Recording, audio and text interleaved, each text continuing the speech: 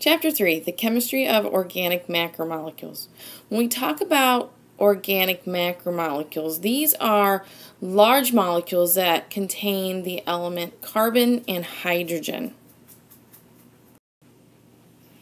Carbohydrates. Now, carbohydrates are organic compounds composed of carbon, hydrogen, and oxygen in a ratio of about 1 carbon, which is kind of important, 1 carbon to 2 hydrogen atoms and 1 oxygen atom. And if you look at that, what does that mean?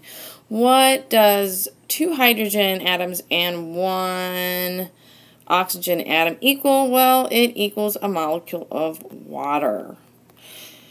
Carbohydrates are a source of energy and are used as structural materials in organisms. So we'll talk a little bit more about those in the following slides. The first type of carbohydrates that I'm going to talk about are monosaccharides. Now, monosaccharides are carbohydrates that are made up of these single units here, 1 unit of sugar. So we talk about sugar, it can be either in a linear form here where it's opened up. Think of it as like a necklace where you can open up the necklace, or you could clasp it and it forms this ring structure. So a monosaccharide, mono meaning 1, is a sugar that just has 1 of these rings or 1 of the linear groups in it. We often refer to those as simple sugars. Alright, so simple sugars, like I had just mentioned on the last slide, are generally mono, but they can also be your disaccharides, and disaccharides just mean 2. So we would have 2 of those ring structures attached to one another. So that would be a disaccharide. Both of those are really sweet when we taste those. So when you think about eating sugar like candy and stuff like that, those are simple sugars. Complex carbohydrates, those are generally what we refer to as polysaccharides. And poly means that it means many. So they have many of those ring structures attached.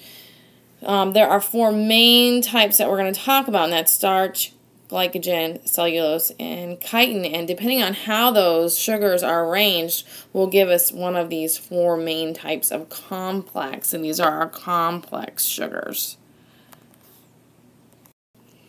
Right, this slide didn't transition too well, but behind the black starch molecule here, so here is our starch molecule. The slide just says starch, and the main form, or should I say the main role of starch is for energy. So most of you guys are familiar with starch, you know, in your pastas, potatoes, even carrots. People think that eating carrots is healthy for you. It is better than a piece of candy, but ultimately it's made up of starch, and starch is made up of many sugars. And if we break those apart, it's just all going to release energy. So again, it's a little more complex. It takes more time to break those sugars apart into simple sugars that we can then utilize in the body. But still, these types of foods are still full of energy, which also correlates to calories.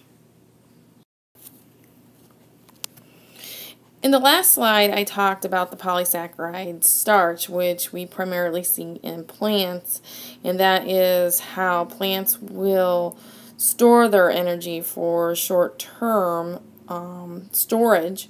You don't want it permanent, because when the plants need the energy, they need to be able to get it from the stored sugar. In animals, however, we store our unused sugar as glycogen, and this is short-term energy storage. So if we don't have that sugar we need in our bloodstream, or which would be monitored by, if I can get my pen to work here, the liver will store glycogen so it can keep that blood sugar level consistent. Or in the case of some kind of exercise, we will use that glycogen molecule in muscles. So those are the 2 main places in an animal that we will see glycogen located. So that would be the liver and skeletal muscle. Now, if we want energy stored more long term, then we're going to start talking about fat.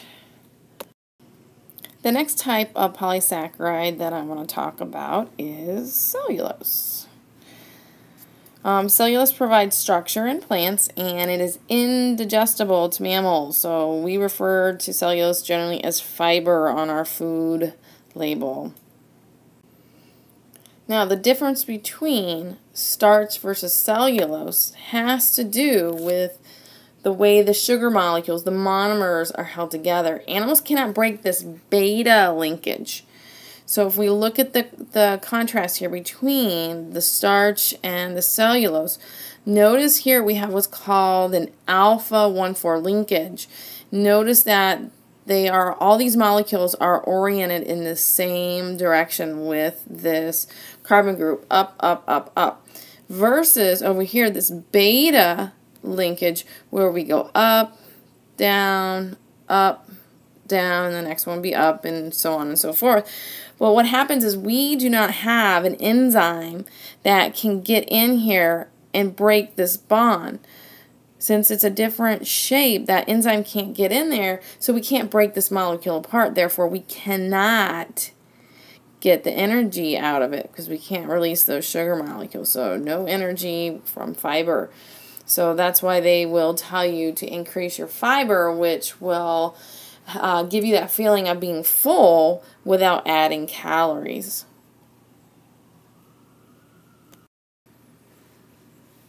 Once we get back to school, this is one of the tests that we will be doing in lab. It's called a starch test. Now with a starch test, iodine in the presence of starch turns black. So this is a positive test right here. It'll turn this pitch black and it'll do it right away versus a negative where it will stay that yellowish color. Another lab that we're going to do the first week we get back is called a reducing sugar lab. It is also referred to as a Benedict's test. Now, not all simple sugars are reducible sugars, and that's what we're going to notice here. This test just identifies whether it can reduce copper. So we start off with this copper 2+ ion, and what happens is, notice how we went from a 2+ charge to just a plus, and eventually we can get down to no charge at all. And when we do this, we're going to see a color change. We're going to go from a blue then to like a green, and if we keep reducing, eventually we get to this reddish orange color. So we can identify if our sample has a reducing sugar in it this way. So here's an example of that Benedict's test. So again, this negative color here, so water, and we wouldn't expect to see any reducing sugar. We shouldn't have any sugar in water. So that's going to be what we would refer to as our negative control, because if we found out that this test tested positive, we would know something's wrong with our test. And we'll talk about positive and negative controls in class. Here you can see this is a positive test, this is a positive test, and this is a positive test. Starch did not have a reducing sugar, so that we're going to be looking at a bunch of samples like this in class running this test, and you should be able to tell whether it is a positive or negative test, and what does that mean. Again, remember that means that there is a reducing sugar present.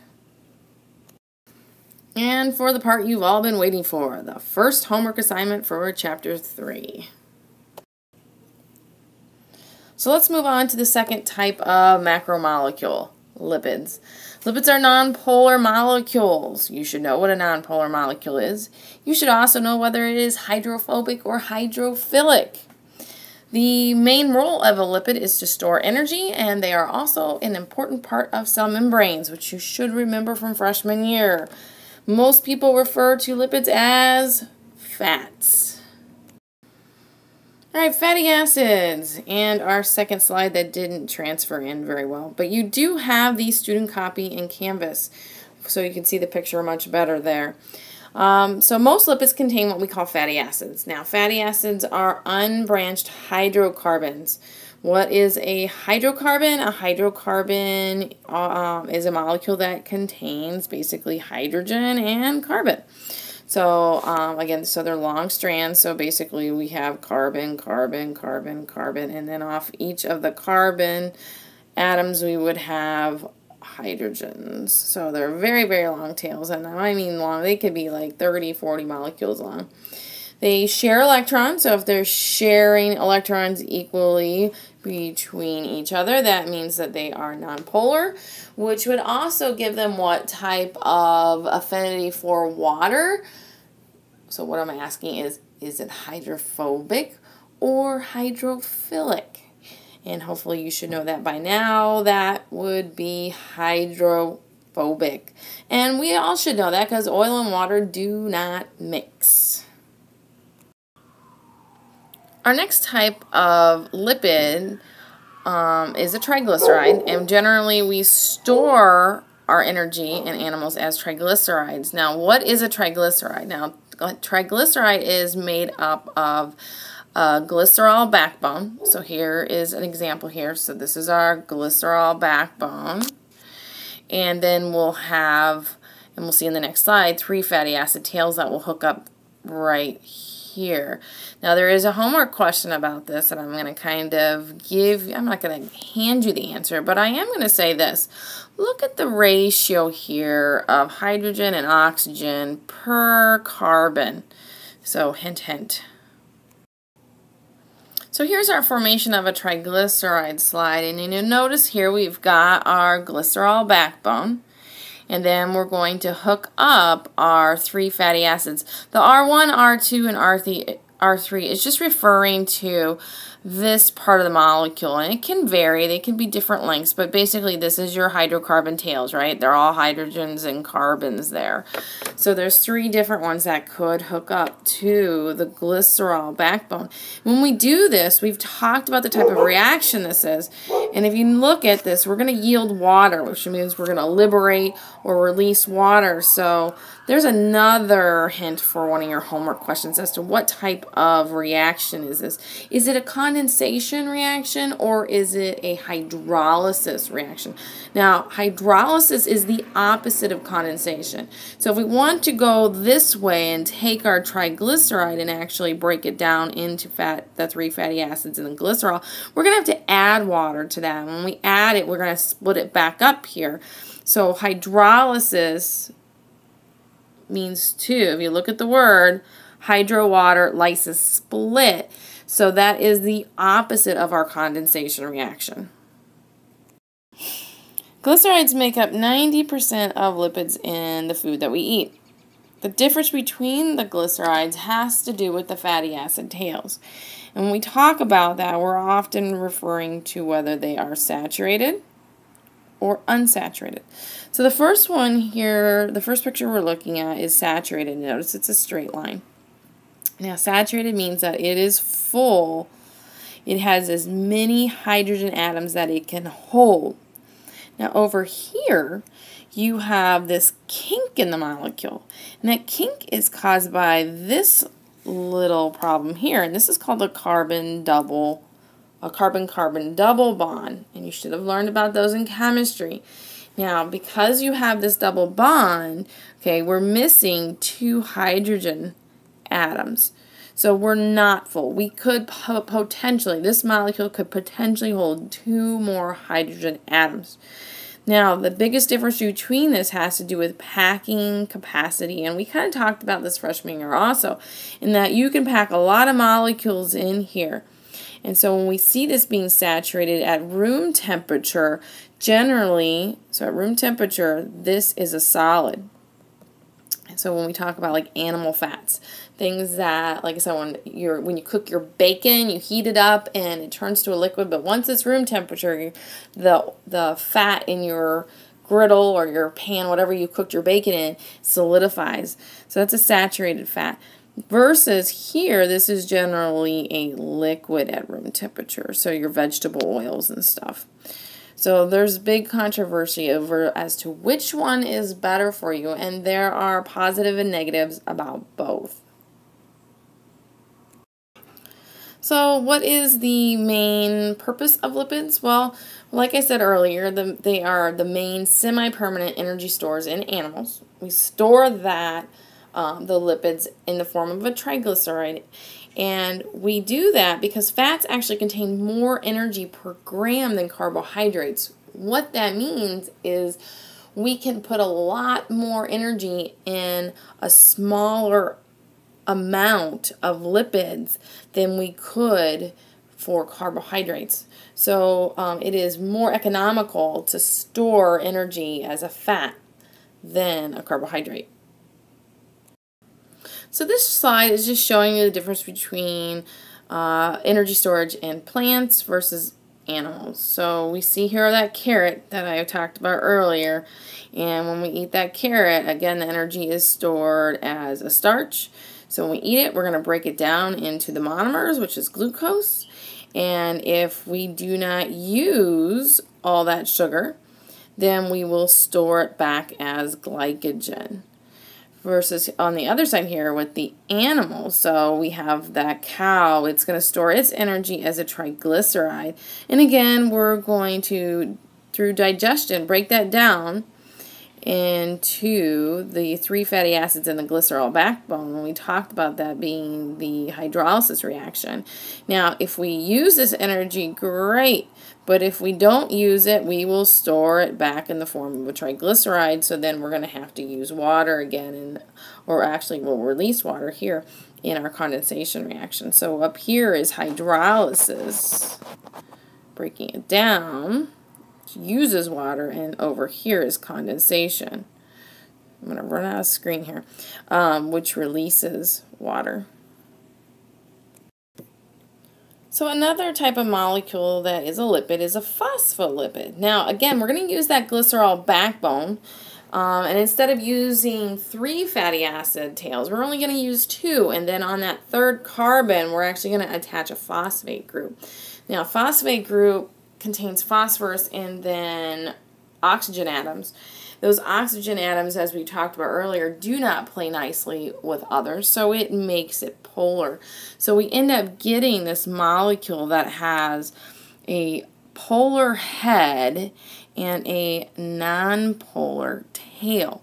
And so when we put these phospholipids in water, you can see how the heads will be interacting with the water because they are polar, or we could say hydrophilic, but the tails are nonpolar and they do not like water. So they are hydrophobic and trying to get away from the water. Now another term that we'll use to describe a molecule that has a polar and a nonpolar end is called amphiphatic. So I will be using that term from time to time. So this amphiphatic molecule, again, it has a polar end and a nonpolar end. The polar head will face the water, the nonpolar tails will face each other in order to get away from the water. So we create this kind of zone here in the middle that is very hydrophobic, and this is the basis of a cell membrane. And now that we have completed the lipid portion of our lecture, you can go to Canvas for your assignment. Our third biological macromolecule is proteins. Now, proteins are organic, again, meaning that they have those 2 magic elements, carbon and hydrogen. They also contain oxygen and something we have not seen yet, the element nitrogen. So proteins have many functions, including structural, defensive, and catalytic roles.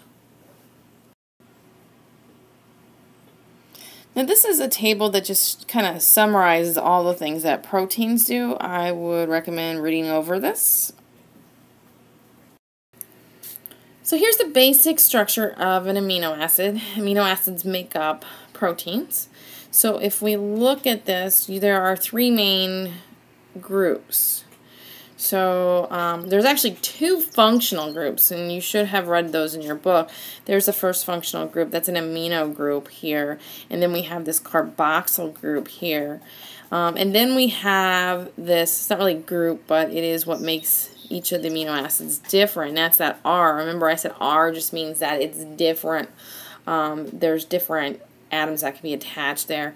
So you can kind of see that over here. Here's tyrosine, which is one of the 20 amino acids, and glutamine. The only thing that is different is the box that's in blue, and that is what makes those 20 different amino acids unique, is that R side chain.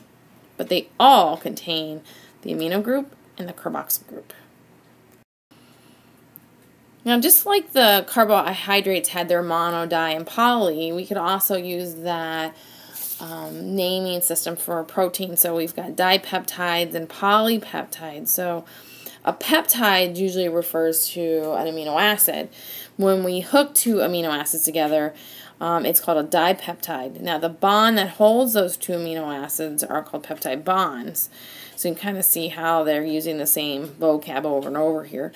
So a long chain of amino acids is called a polypeptide. And again, remember, poly means many peptides or many amino acids. And we often refer to that as a protein. So you could use either polypeptide or protein. It means the same thing. So again, polymers. Polymers are many monomers hooked together. And when we talk about them in reference to our, oops, there's my pen again. Our proteins, we call those polypeptides. And again, they're linked by condensation reaction. So notice the water is being pulled out. So we're pulling out a hydroxyl and a hydrogen group. Remember, the hydroxyl is an OH. That's another functional group you should be familiar with.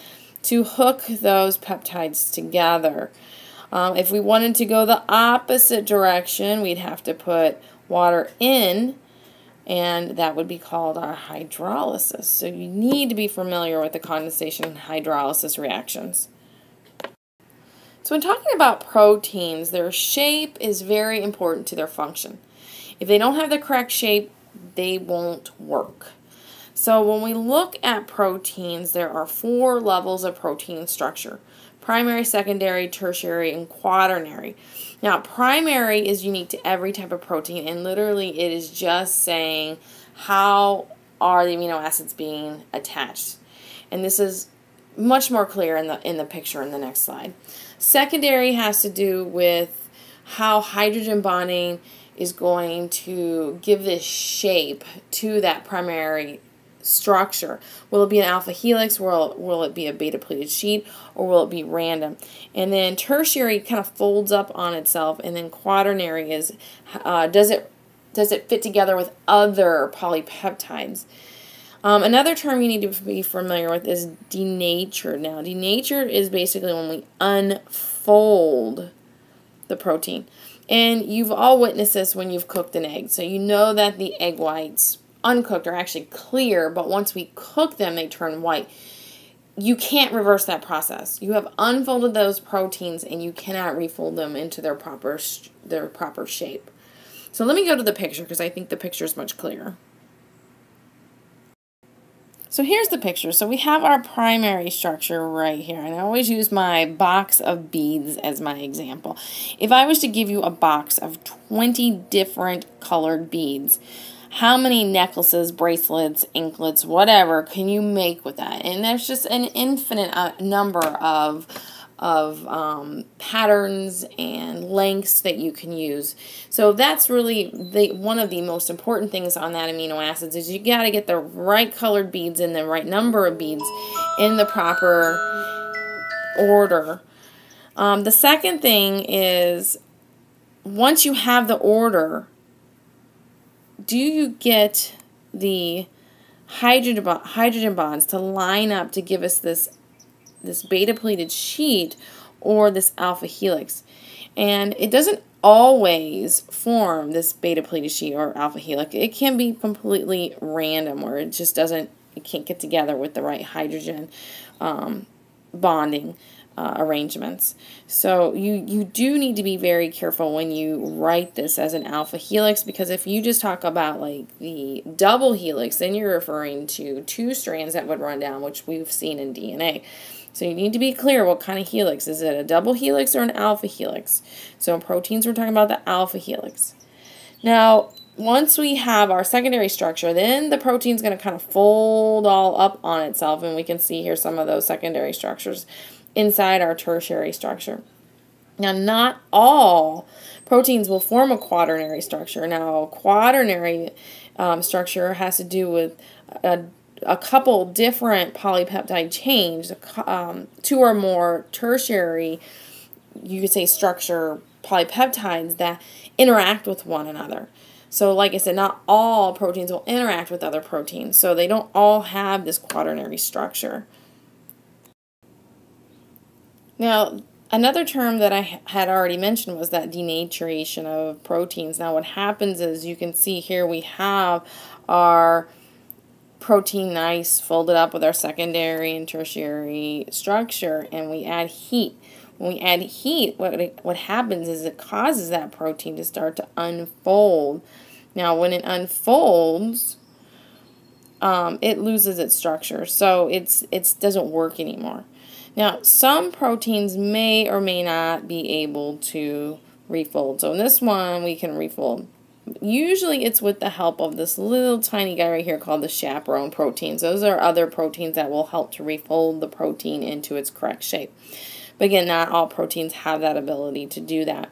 Some things that will actually cause a protein to denature would be pH changes, temperature, environmental conditions. All these things can, like I said, unfold a protein. So one of the tests we're going to do when we get back to school to test for the presence of a protein is called a Biuret test. Now, it also uses copper, but you'll notice there is a slight difference in the shade of blue between the Benedict's and the Biuret. And what's going to happen here is that in the presence of a protein, it's going to turn purple. So actually what this solution is going to identify is the presence of peptide bonds. So if we have 4 to 6 peptide bonds, we're going to start to turn from that blue to a pink and then to a purple if we have enough peptide bonds. So this test is simply going to say, yes, we have a protein, or no, we don't. And we can see here, here's the negative, it stays this light color blue, and this is a purple here. That's a positive result. So this slide is just simply showing you again how we put those amino acids together. Notice how we're pulling out our water molecule. Therefore, it is a condensation reaction. And here is our peptide bond. And this, again, is what the Biuret test is testing for. So if we just had amino acids right here in our solution, we should get a negative result because we do not have that peptide bond. So when we have a polypeptide, which means, again, we're going to have several of these peptide bonds, and we're going to turn to a positive result. So that's what we're looking for. We're looking for that peptide bond in that Biuret test. And now for your third assignment for Chapter 3, again, go to Canvas for your questions and make sure that you have read your textbook. So the last group of biological macromolecules we're going to talk about are nucleic acids. They are large, complex organic molecules, and their main roles are to store and transport information. So here's our picture of DNA, which contains nucleic acids. 4 different nucleic acids, if you recall from your freshman year.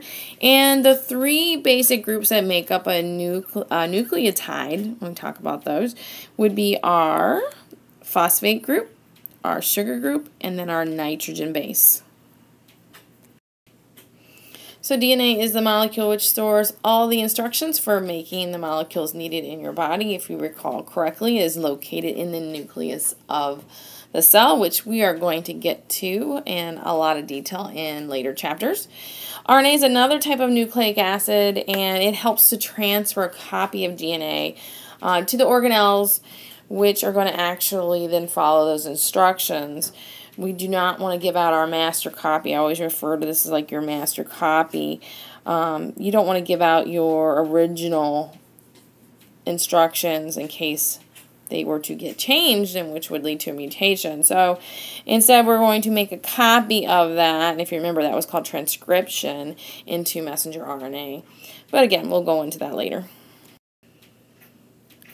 So when we talk about nucleic acids, again, we have these, ultimately there are 5 different nucleotides. These are the 4 that we see in DNA: adenine, guanine, cytosine, and thymine, and you can notice how they are full of our nitrogen atoms. So again, those are our nitrogen bases. When we talk about RNA, RNA does not have thymine. Oops, does not have thymine, but instead has uracil. So a little bit different in RNA. So let's go ahead and compare RNA versus DNA. So first of all, the names. If you just look at the names, they're ribonucleic acid versus deoxyribonucleic acid. So the big difference here is this is a ribose sugar. Okay, so ribose versus a deoxyribose. So when we actually look at our sugars, you can see down here, here's our sugar group. So this one has an oxygen here. This one does not. So that's where that deoxy comes from, without oxygen. And that actually has a lot to do with the stability of the molecule. DNA is much more stable because it does not have that oxygen versus the ribose sugar here. The other thing that is different is that RNA is single-stranded and DNA is double-stranded. Now, for nitrogen bases, so here's where our nitrogen base would be. We've got 4 bases on the RNA side and 4 on the DNA side, but notice the difference here is uracil and thymine. And then the last part of the molecule, of course, is our phosphate group right here and here, which is the same. So those are the same on both types of nucleic acids. So here's just a quick little summary of what this lecture was on. We've talked about the carbohydrates, we talked about the lipids, and the proteins and the nucleic acids. So those are the 4 main types of biological macromolecules. You need to be familiar with what they look like, what they're made up of, and what is their job descriptions. What do they do? And now you have your 4th assignment in Chapter 3. You can see Canvas for questions. Make sure, again, you've read your book. Also, remember the lab slides. We'll be doing those labs when we come back from summer break. And also, there will be a quiz shortly up on Canvas on Chapter 3. Good luck.